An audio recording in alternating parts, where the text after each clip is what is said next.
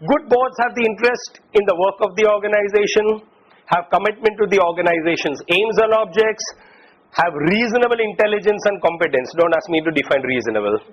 If income tax cannot define it, even I cannot.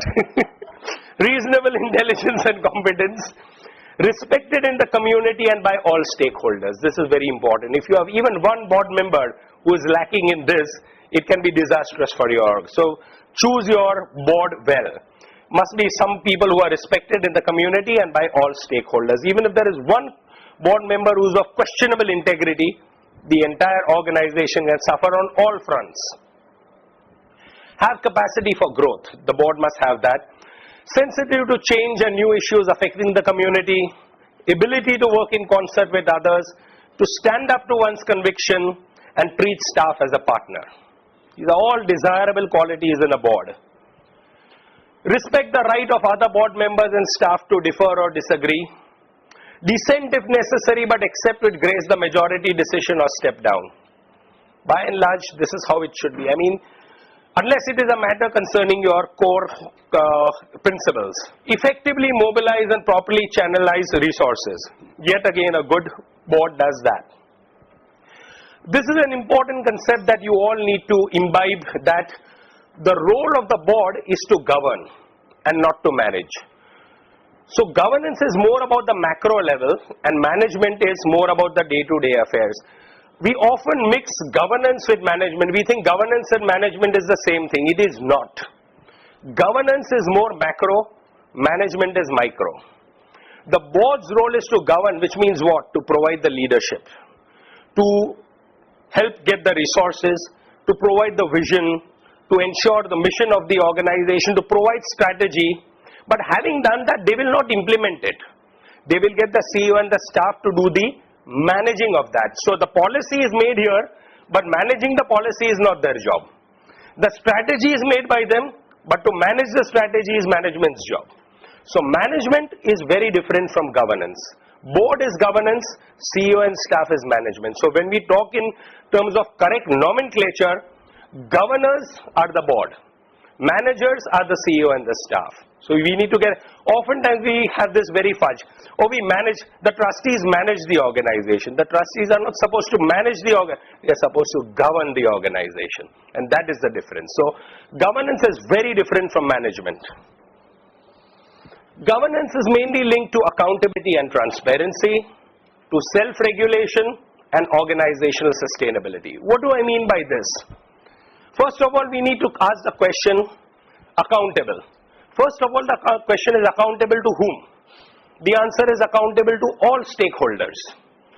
Donors, even your beneficiaries, your staff, government, partner organizations. And what does transparency mean?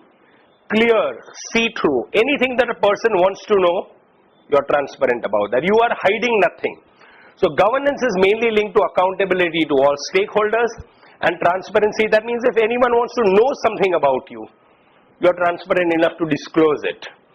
Self-regulation, as I said, no law of the land says you cannot take money from a distillery or a tobacco company, but it's a matter of your self-regulation.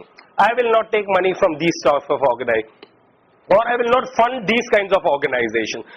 Organizations that do not meet environmental standards, I will not fund as a funding organization. Maybe that is part of your self-regulation. Organizational sustainability, building corpus, all those kinds of things. This is all related to governance. Even in transparency, somebody over lunch was asking me, what about RTI? Somebody asked me. The Right to Information Act. As you know, the Right to Information Act was brought mainly to bring about transparency in government and government-funded organization. Very clearly, the earliest sections of RTI says that it is applicable to all government organizations and government agencies, including organizations which are substantially funded by government. So if you are a trust society or a Section 25 company which is substantially funded by government, RTI is mandatory on you. Then you need to have an information officer in place, and anyone asking for information, you have to provide it.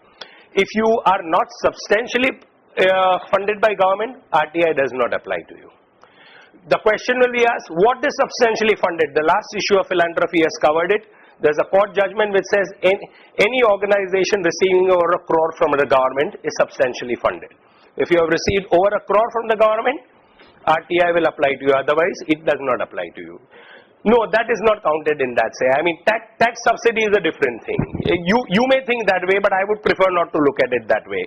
It is talking of funding, whereas this is a subsidy. The word uses funding. If you have received substantially funded by government, not substantially tax exempted by government, there's a difference. Funding is an income. Absolutely, whereas that is a deduction you are getting. So, let's put it this way. So, if you are not substantially funded, RTI doesn't happen. But having said that, even if RTI does not have, how transparent do you want to be? Do you disclose, like, I mean, there are good organizations and we have CRY in our midst. CRY puts up on its website, what is the salary they pay to their CEO? Is this required under law? No. But they have decided to be transparent enough to put that on the. So this is why I say the law says you audit your accounts, you have your income and expenditure statements, you have your balance sheet, and that's done. Where does it say in the law that you need to put up your CEO's salary or how much you spend on travel, where the money came from? That is transparency and that is linked to governance. So governance is doing more than what the law requires about to tell you, and transparency is giving more information than what people are wanting you to give. That we have to hide nothing. Yes, this is the salary we pay to our CEO. This is the salary we pay to our staff. We have nothing to hide. It's up there in the public domain. That's transparency.